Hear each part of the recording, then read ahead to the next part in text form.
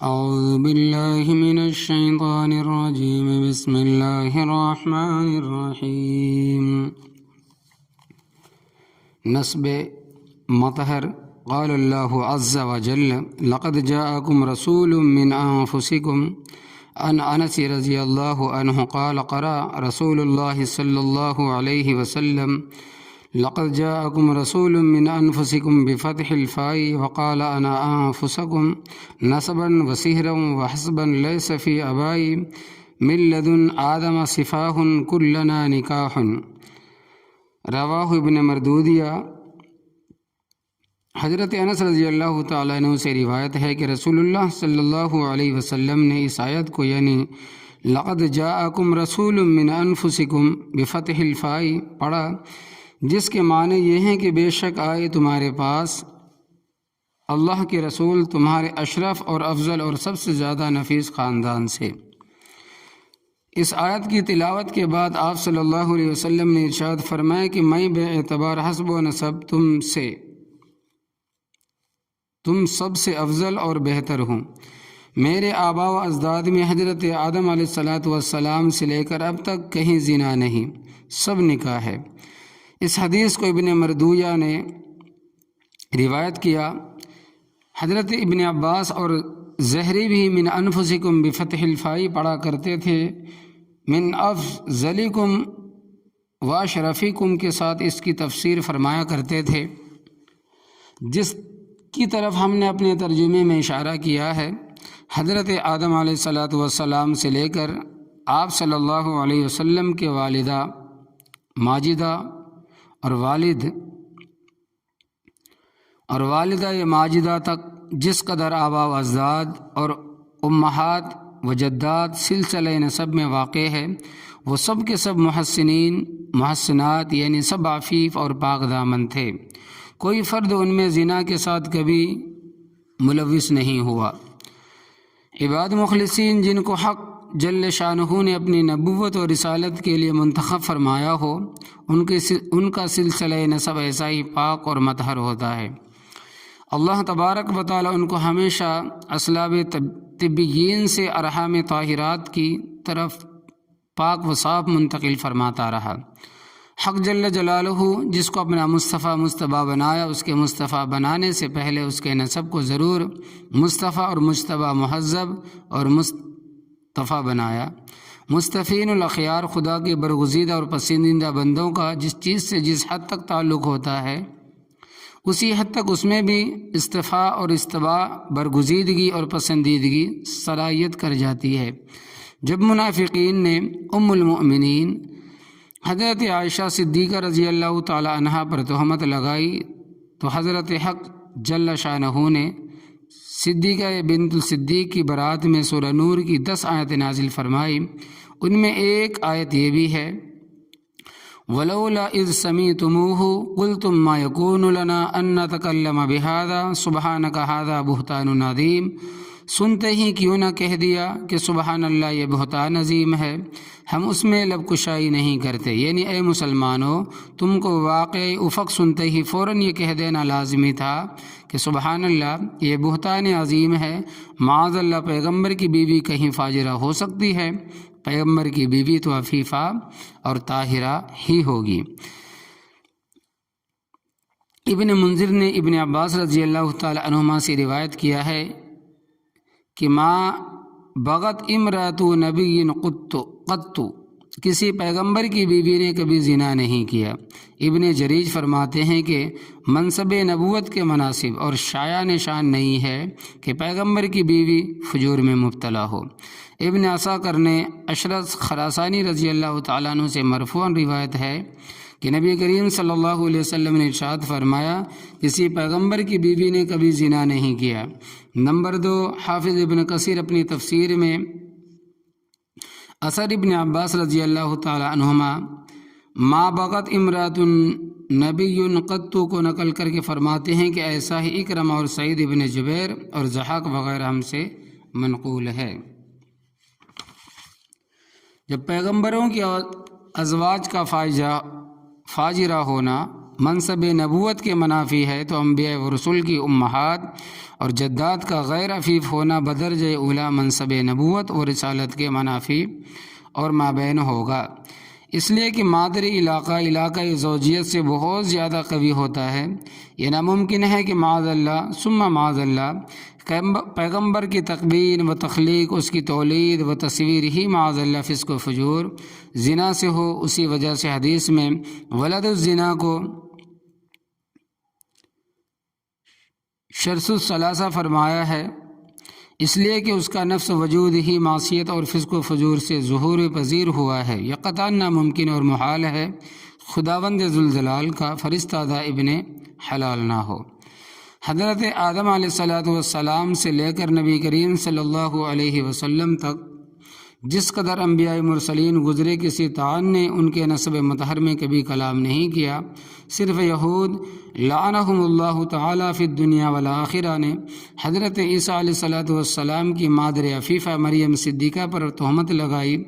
حق جل شانہ نے اپنی کتاب میں نہایت تفصیل کے ساتھ حضرت مریم علیہ السلام کی برات اور حضرت مسیح کی ولادت باسعادت کی کیفیت کو بیان فرمایا اور جا بجا یہود پر لعنت فرمائی، جس سے صاف ظاہر ہے کہ اس غیور مطلق کی بے چوں و چگون غیرت ایک لمحے کے لیے گوارہ نہیں کر سکتی کہ کوئی خبیث اس کے بھیجے ہوئے پیغمبروں کے پاک نسب میں کسی قسم کا کوئی شک اور تردد کرے۔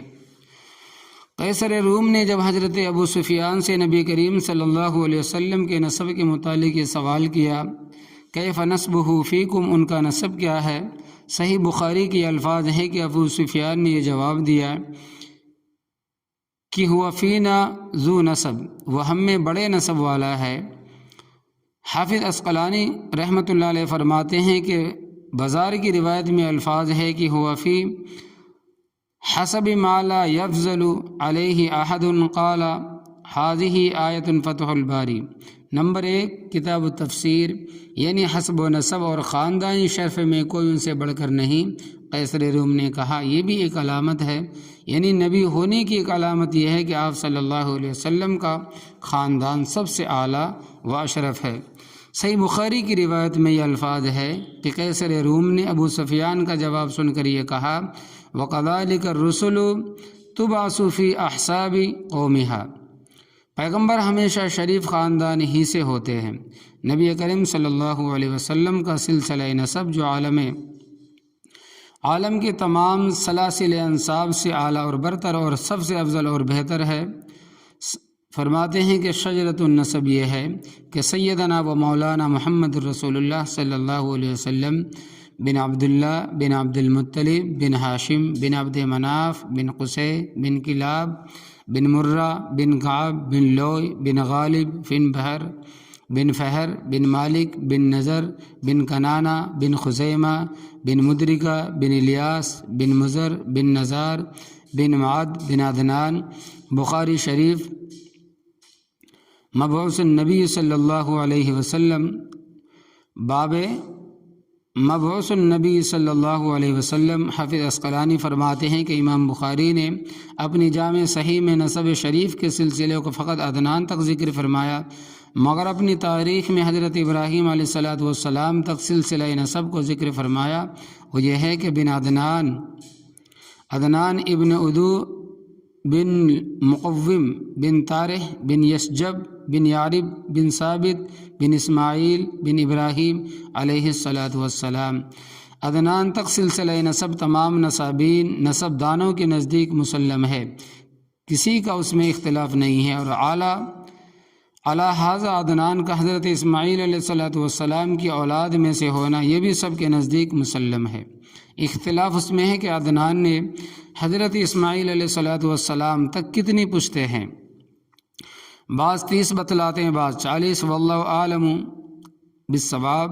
حضرت عبداللہ ابن عباس رضی اللہ تعالیٰ عنہما سے مروی ہے کہ نبی کریم صلی اللہ علیہ وسلم جب نسب شریف کو بیان فرماتے تھے تو عدنان سے تجاوز نہ فرماتے، عدنان تک پہنچ کر رک جاتے اور یہ فرماتے کذباً نسابون، نسب والوں نے غلط کہا،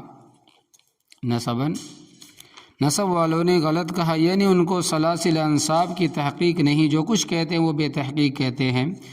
عبداللہ ابن مسعود رضی اللہ تعالیٰ عنہ اول اس آیت کو تلاوت فرماتے، وعادا وثمود الذین من بعدہم لا یعلمہم الا اللہ، سورہ مومن آیت نمبر 31۔ عاد اور سمود اور ان کے بعد کی قومیں، ان کا علم اللہ تبارک و تعالیٰ کے سوا کسی کو نہیں ہے۔ اور پھر یہ فرماتے، کذب النصابون، نسب دان غلط کہتے ہیں، یعنی کہ نصابین کا یہ دعویٰ ہے کہ ہم کو تمام انساب کا علم ہے، بالکل غلط ہے، اللہ تبارک و تعالیٰ کے سوا کسی کو علم نہیں۔ علامہ سہیلی رحمۃ اللہ علیہ فرماتے ہیں کہ امام مالک رحمۃ اللہ علیہ سے سوال کیا گیا، کسی شخص کا اپنے سلسلہ نسب کو حضرت آدم علیہ الصلاۃ والسلام تک پہنچانا کیسا ہے؟ تو ناپسند فرمایا۔ سائل نے پھر حضرت اسماعیل علیہ الصلاۃ والسلام تک سلسلہ نسب پہنچانے کے متعلق دریافت کیا تو اس کو بھی ناپسند فرمایا اور کہا، کس نے اس کو خبر دی ہے؟ مادری سلسلہ نسب، اوپر جو سلسلہ نسب بیان کیا گیا ہے وہ پدری اور جدی سلسلہ تھا۔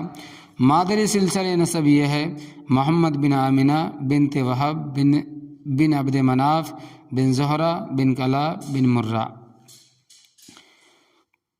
کلاب پر مادری اور پدری دونوں سلسلہ نسب جمع ہو جاتے ہیں۔ اگر اس مقام پر سلسلہ نسب کے کچھ آباء و اجداد کا مختصر حال ذکر کر دیا جائے تو غالباً غیر مناسب نہ ہوگا۔ عدنان قیدار ابن اسماعیل علیہ الصلاۃ والسلام کی اولاد میں سے ہے۔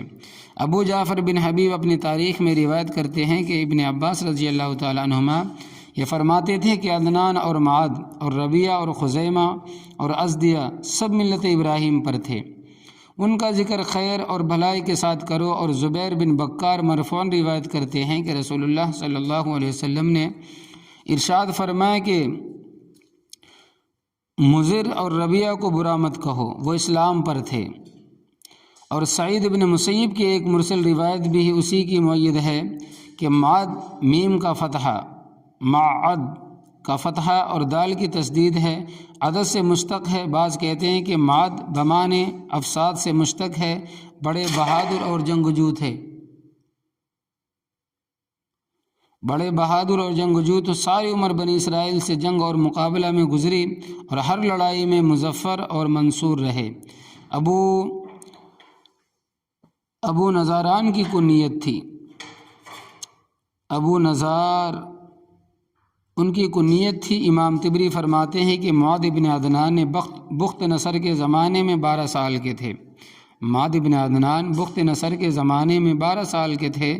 اس زمانے کے پیغمبر ارمیہ بن حلقیہ پر اللہ تبارک و تعالیٰ کی طرف سے یہ وحی نازل ہوئی کہ بخت نصر کو اطلاع کر دو کہ ہم نے اس کو عرب پر مسلط کیا اور آپ معد بن عدنان کو اپنے براق پر سوار فرما لے تاکہ معد کو کوئی صدمہ نہ پہنچے، اس لیے کہ معد کی سلب سے ایک محترم نبی پیدا کرنے والا ہوں جس سے پیغمبروں کا سلسلہ ختم کروں گا۔ اس لیے حضرت ارمیہ معد بن عدنان کو اپنے ہمراہ براق پر سوار کر کے ملک شام لے گئے۔ وہاں پہنچ کر معد نے بنی اسرائیل میں رہ کر نشو و نما پایا۔ اسی وجہ سے علماء اہل کتاب کے نزدیک معد بن عدنان کا نسب معروف ہے۔ ابن سعد نے ابو یعقوب تدمری سے نوال کیا ہے کہ بورق بن ناریہ نے جو ارمیہ علیہ الصلاۃ والسلام کے کاتب اور منشی تھے، معد بن عدنان کا جو نسب بیان کیا ہے وہ میرے پاس محفوظ ہے۔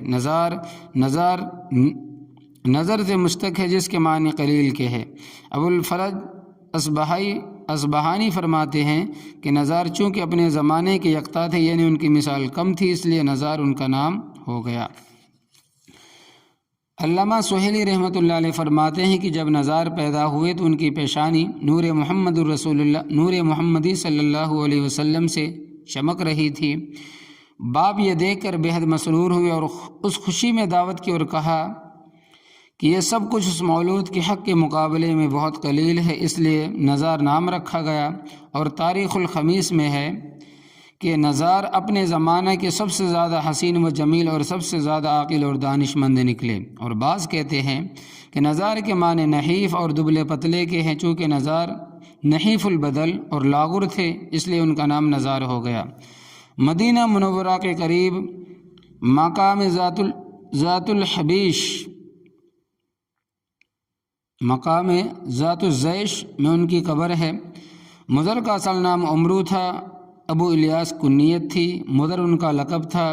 مضر ماضر سے ہے، مستق ہے جس کے معنی ترش کے ہے، ترش کے ہے۔ ترشی اور دہی آپ کو بہت مرغوب تھی، اس لیے مضر کے نام سے مشہور ہو گئے۔ بڑے حکیم و دانا تھے۔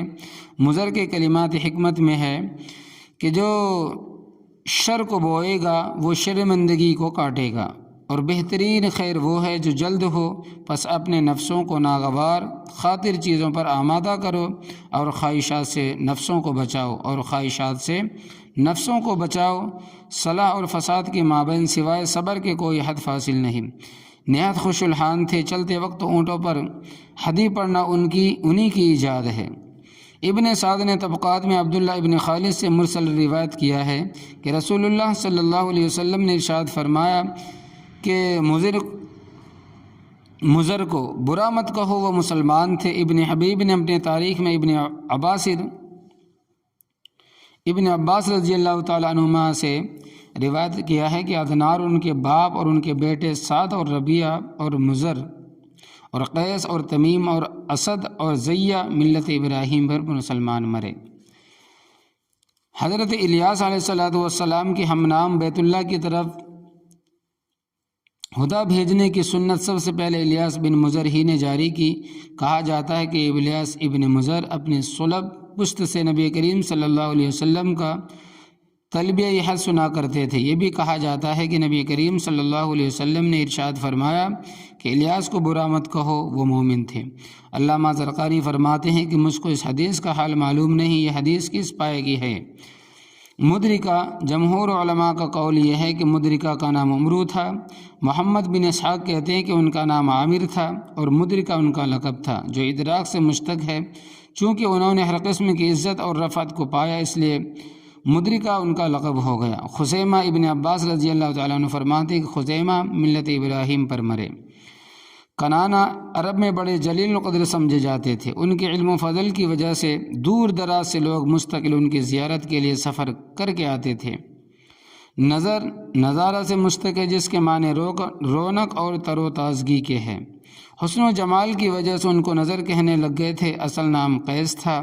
مالک نام تھا۔ ابو الحارث کنیت تھی۔ عرب کے بڑے بڑے سرداروں میں تھے۔ فہر نام ہے، قریش لقب ہے۔ بعض کہتے ہیں کہ قریش نام ہے اور فہر لقب ہے، انہی کی اولاد کو قریشی کہتے ہیں، اور جو شخص فہر کی اولاد سے نہ ان کو کنانی کہتے ہیں۔ اور بعض علماء کہتے ہیں کہ قریش نظر بن کنانہ کی اولاد کا نام ہے۔ حافظ عراقی ابن الفیہ سیرت میں فرماتے ہیں کہ حافظ علائی فرماتے ہیں کہ یہی صحیح ہے، اور محققین کا قول ہے کہ قریش نظر بن کنانہ کی اولاد کو کہتے ہیں، اور بعض احادیث مرفوعاً اسی کی مؤید ہے۔ امام شافعی رحمۃ اللہ علیہ سے بھی یہی منقول ہے کہ قریش نظر بن کنانہ کی اولاد کا نام ہے۔ بعض حفاظ حدیث فرماتے ہیں کہ فہر کے باپ مالک نے سوائے فہر کے کوئی اولاد نہیں چھوڑی، اس لیے جو شخص فہر کی اولاد سے ہے وہ نظر کی اولاد سے بھی ہے۔ لہذا قریش کے تعین میں جو اقوال مختلف تھے وہ سب بحمدللہ متفق ہو گئے۔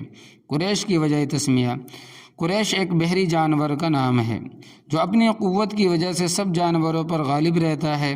وہ جس جانور کو چاہتا ہے کھا لیتا ہے، مگر اس کو کوئی نہیں کھا سکتا۔ اسی طرح قریش بھی اپنی شجاعت اور بہادری کی وجہ سے سب پر غالب رہتے ہیں، کسی سے مغلوب نہیں ہوتے، اس لیے قریش کے نام سے موسوم ہوئے۔ ابن نجار نے اپنے تاریخ میں نقل کیا ہے کہ ایک مرتبہ ابن عباس رضی اللہ تعالیٰ عنہما حضرت معاویہ رضی اللہ تعالیٰ عنہ کے پاس تشریف لے گئے۔ عمر بن عاص رضی اللہ تعالیٰ عنہ بھی موجود تھے۔ عمر بن عاص رضی اللہ تعالیٰ عنہ نے اپنے ابن عباس رضی اللہ تعالیٰ عنہما سے مخاطب ہو کر کہا کہ قریش کا گمان یہ ہے کہ قریش میں تم ہی سب سے بڑے عالم ہو، بھلا قریش کی وجہ تسمیہ کو بیان کرو، قریش کو قریش کیوں کہتے ہیں؟ ابن عباس رضی اللہ عنہما نے قریش کی وجہ تسمیہ بیان فرمائی جو ابھی نقل کی گئی۔ عمر بن عاص رضی اللہ تعالیٰ عنہ نے یہ فرمایا، اچھا اگر اس بارے میں کوئی شعر یاد ہو تو سناؤ۔ ابن عباس رضی اللہ تعالیٰ عنہما نے فرمایا کہ شمرخ بن عمرو حمیری کہتا ہے قریش ایک جانور ہے جو دریا میں رہتا ہے، اس کے نام پر قبیلہ قریش کا نام قریش رکھ دیا گیا۔ وہ جانور جو دبلے پتلے اور موٹے جانور کو کھا جاتا ہے اوپر تک نہیں چھوڑتا۔ اسی طرح قبیلہ قریش شہروں کی سرعت کے ساتھ کھا جاتا ہے، شہروں کو تیزی کے ساتھ کھا جاتا ہے۔ اور اسی قبیلہ قریش میں سے آخر زمانہ میں ایک نبی ظاہر ہوگا جو خدا کے نافرمانوں کو کثرت سے قتل کرے گا اور زخمی کرے گا۔ حافظ بدر الدین عینی رحمۃ اللہ علیہ نے قریش کو قریش کہنے کی 15 وجہ تسمیہ بیان کی ہے۔ اگر ان کی تفصیل درکار ہو تو عمد القاری شرح بخاری باب مناقب قریش کی مراجعت فرمائیں۔ کعب سب سے پہلے جمعے کے دن جمع ہونے کا طریقہ کعب بن لوئی نے جاری کیا۔ کعب بن لوئی جمعہ کے روز لوگوں کو جمع کر کے خطبہ دیتے، اول خدا کی حمد و ثنا بیان کرتے، آسمان اور زمین اور چاند اور سورج سب چیزیں خدا ہی کی بنائی ہوئی ہے، اور پھر پند و نصیحت کرتے، صلہ رحمی کی ترغیب دیتے اور یہ فرماتے کہ میری اولاد میں ایک نبی ہونے والے ہے، اگر تم ان کا زمانہ پاؤ تو ضرور ان کا اتباع کرنا، اور یہ شعر پڑھتے، کاش میں بھی ان کے اعلان دعوت کے وقت حاضر ہوتا جس وقت قریش ان کی عناد سے دستکش ہوں گے۔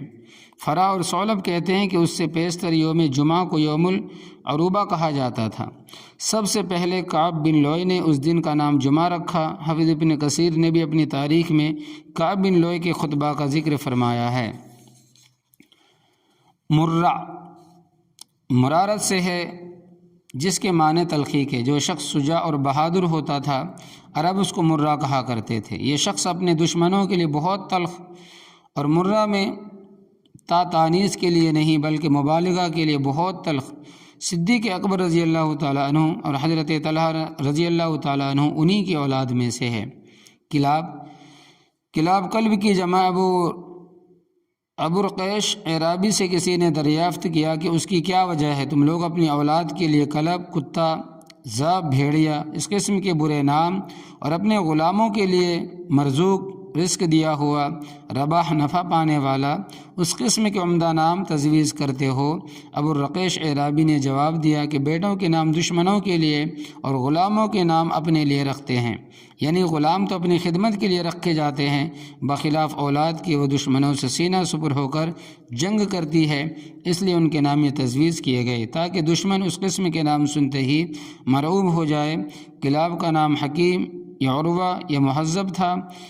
علی اختلاف الاقوال کلاب شکار کے بہت سے شائق تھے، شکاری کتے جمع رکھتے تھے، اس لیے ان کا نام ہی کلاب پڑ گیا۔ قصی کا نام مجمع تھا جو جمع سے مشتق ہے۔ قصی نے چونکہ قریش کے متفرق قبائل کو جمع کیا تھا اس لیے ان کو مجمع کہتے ہیں۔ قریش ابتدا میں متفرق تھے اور ایک جگہ آباد نہ تھے، کوئی پہاڑ میں رہتا، کوئی صحرا میں، کوئی وادی میں، کوئی گھاٹی میں اور کوئی غار میں۔ قصی نے سب کو مکہ میں دامن میں جمع کیا، مکہ کے دامن میں جمع کیا، اور سب کے رہنے کے لیے الگ الگ مکان کے لیے جگہ دی اور سب کو ایک جگہ آباد کیا۔ اس وقت ان کو مجمع پکارا جانے لگا۔ چنانچہ ایک شاعر کہتا ہے، ابوکم قصی کان یدعا مجمعا بہ جمع اللہ قبائل من فہری۔ امام احمد بن حنبل رحمۃ اللہ علیہ، امام شافعی رحمۃ اللہ علیہ سے راوی ہے کہ قصی کا نام زید تھا۔ قصی بڑے حکیم اور دانا تھے۔ ان کے کلمات حکمت میں نقل کیا گیا ہے، جو لئیم اور کمینہ کا اکرام کرے وہ بھی اس کے لوم یعنی کمینہ پن میں شریک ہے، جو اپنے مرتبے سے زیادہ طلب کرے وہ مستحق محرومی ہے اور حاسد دشمن خفی ہے۔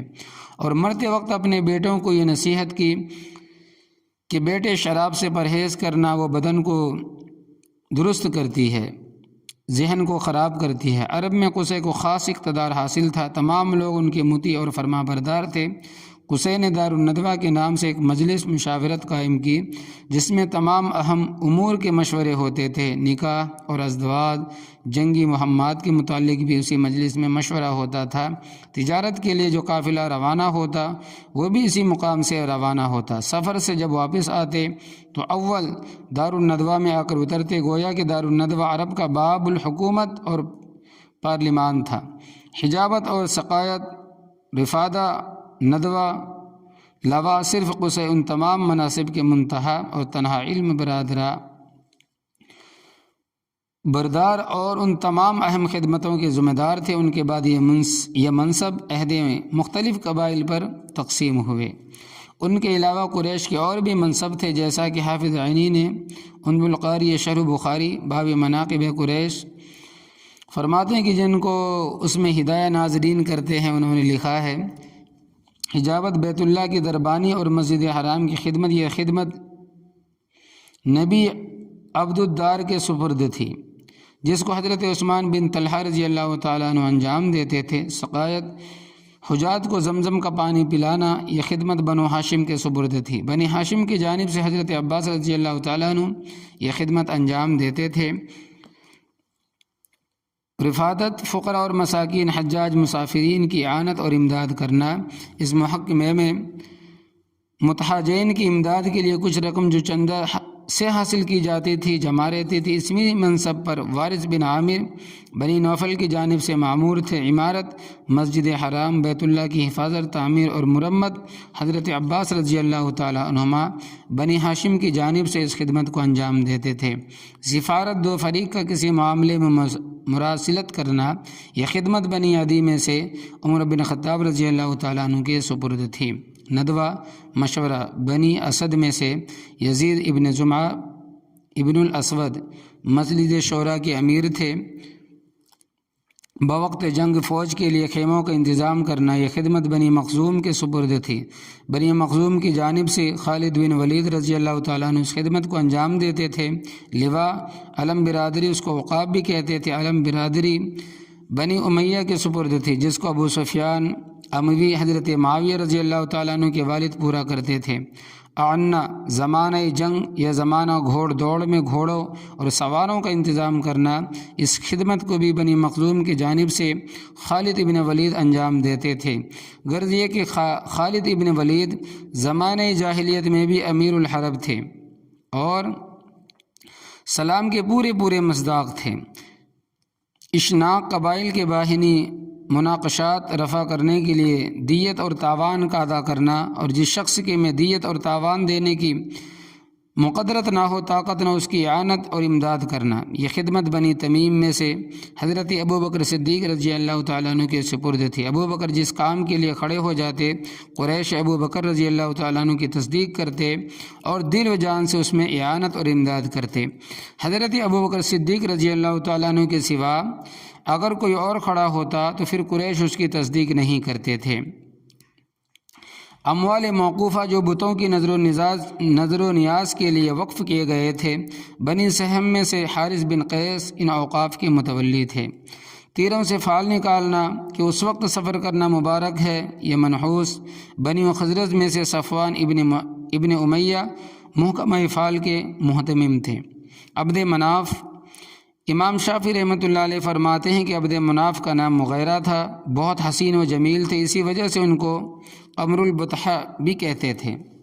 موسیٰ ابن عقبہ روایت کرتے ہیں کہ بعض پتھروں پر یہ لکھا ہوا پایا گیا کہ میں مغیرہ قصی کا بیٹا اللہ تبارک و تعالیٰ کے تقوی اور صلہ رحمی کا حکم دیتا ہوں۔ ہاشم، امام مالک اور امام شافعی رحمۃ اللہ علیہ فرماتے ہیں کہ ہاشم کا نام عمرو تھا، مکہ میں قحط تھا، ہاشم نے شوربے میں روٹیاں چور کر اہل مکہ کو کھلائی، اس لیے ان کا نام ہاشم ہو گیا۔ حشم کے معنی چورا کرنے کے، ہاشم اسی کا اسم فاعل ہے۔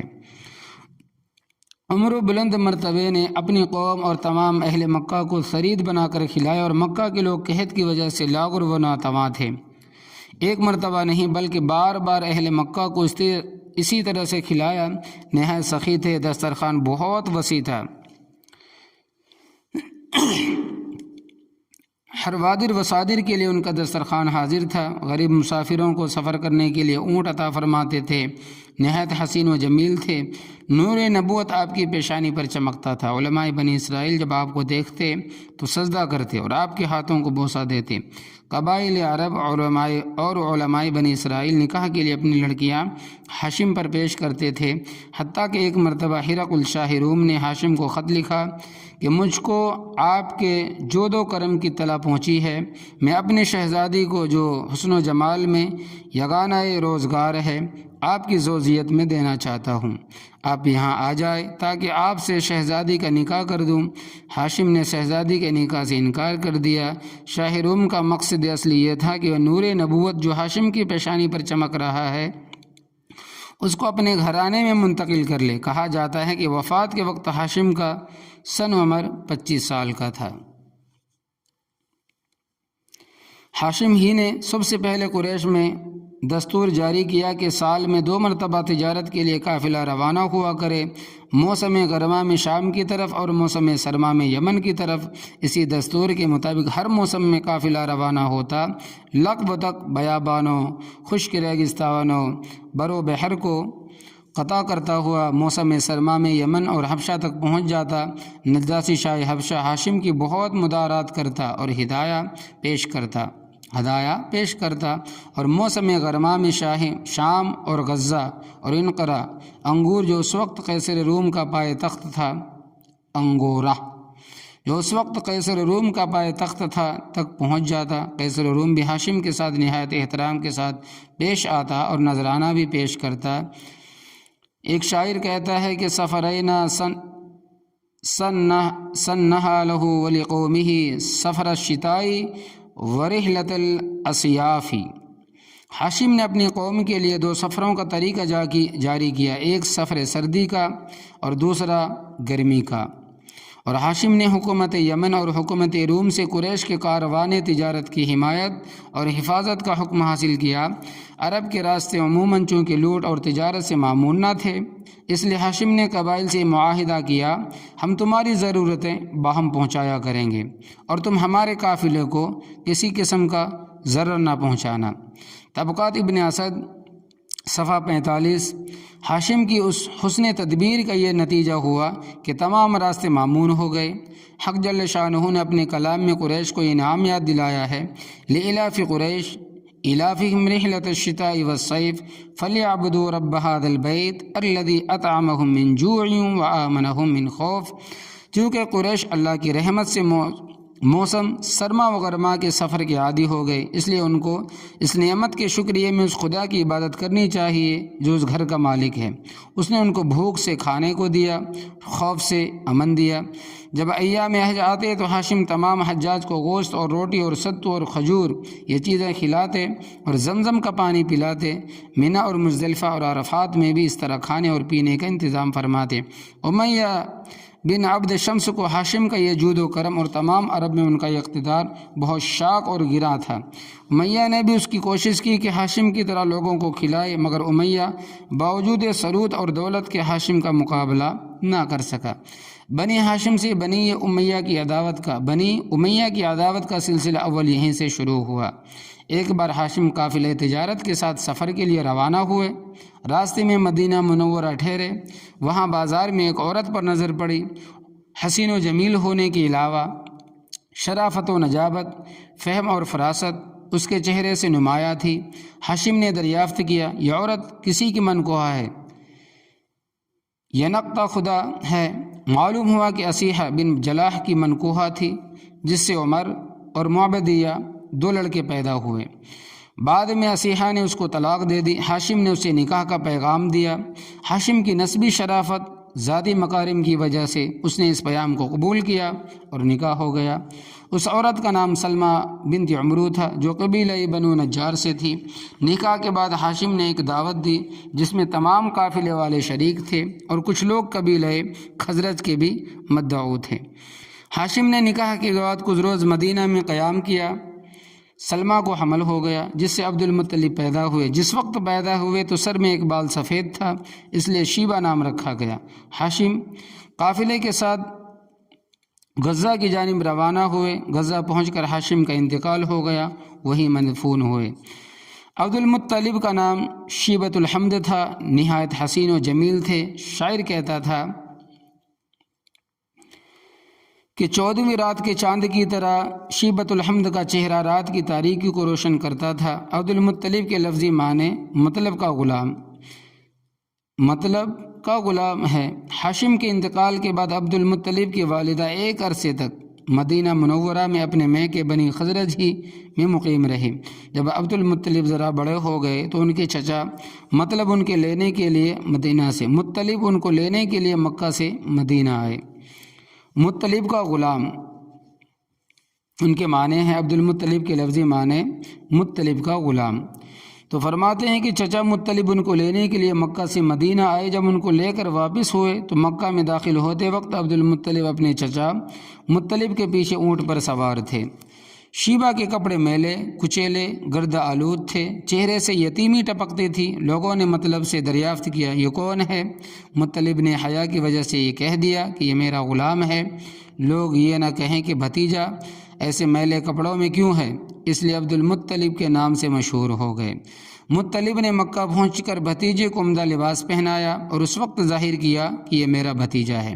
ابن اسعد طبقات میں روایت کرتے ہیں کہ عبد المطلب تمام قریش میں سب سے زیادہ حسین و جمیل اور سب سے زیادہ قوی جسیم اور سب سے زیادہ بردبار حلیم اور سب سے زیادہ سخی اور کریم اور سب سے زیادہ شر اور فتنے سے دور بھاگنے والے تھے اور قریش کے مسلم سردار تھے۔ عبد المطلب کا جود و کرم اپنے باپ ہاشم سے بھی بڑا ہوا تھا۔ عبد المطلب کی مہمان نوازی انسانوں سے گزر کر چرند و پرند تک پہنچ گئی تھی۔ اسی وجہ سے عرب کے لوگ ان کو فیاض اور مطعم طیر السما، آسمان کے پرندوں کو کھانا کھلانے والا کے لقب سے یاد کرتے تھے۔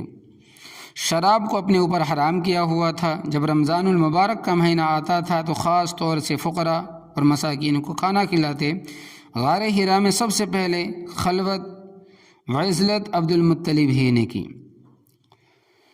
چاہے زمزم اور عبد المطلب کا خواب، یہ کہ زمزم کا نکلنا اور عبد المطلب کا خواب، انشاءاللہ تبارک و تعالی کل کے درس میں اس کے آگے آئے گا کہ زمزم کو پاٹا کس نے اور کس طریقے سے پاٹا اور عبد المطلب کو اللہ تبارک و تعالی نے کیا خواب دکھایا۔ صدق اللہ العظیم۔